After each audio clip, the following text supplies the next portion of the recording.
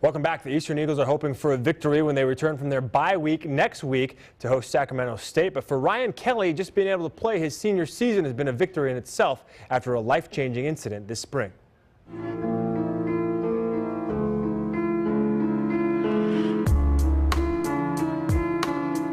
I can't even describe how thankful I am. Like I said, it's a blessing. For Ryan Kelley, that blessing is life. Football for the senior cornerback is an added bonus. Intercollegiate athletics, I think you get to a certain level that people forget that it's not just about sport, it's about life. And I think he learned a life's amount of lessons just in that one ordeal. It kind of humbles you as a person to see somebody in there that you know going through something like that. It kind of makes you look back on your life and just not take things for granted. That day, it was just, I remember like it was yesterday.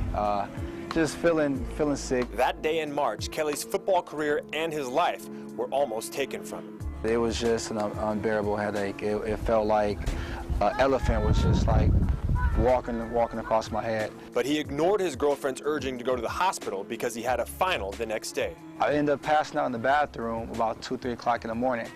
And my girlfriend was right there, and she got me to go to the hospital. She wasn't going to take no after that. Kelley blacked out and had multiple seizures before doctors induced a coma. It was a pretty scary moment for me to see somebody that I know in there struggling with their life. Once we found out how serious it was, I got scared because there's really nothing. It was out of my hands. I couldn't control it. Kelley had contracted bacterial meningitis, an often fatal condition.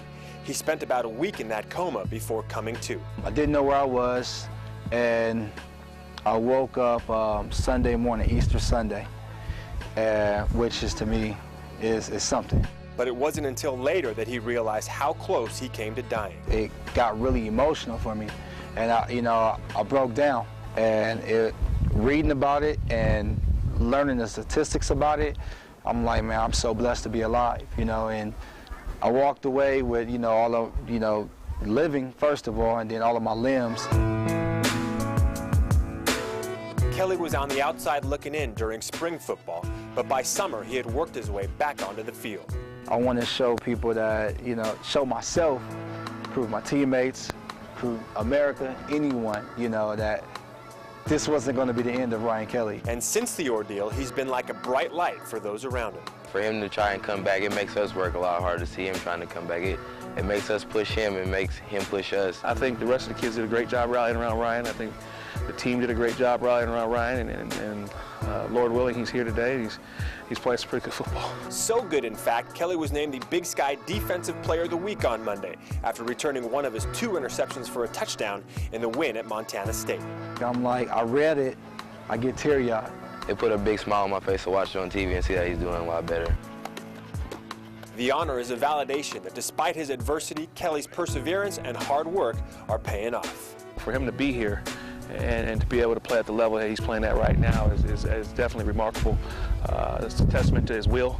I mean, I saw that firsthand in the emergency room. And having beaten bacterial meningitis, trying to lead Eastern back to the playoffs doesn't seem that daunting. It's my last year, one life, one chance. That's the way I try to live my life. And for Kelley, just living his life is a blessing in itself. A great kid. Coming up after the break, highlights from the Seahawks' big win and the World Series.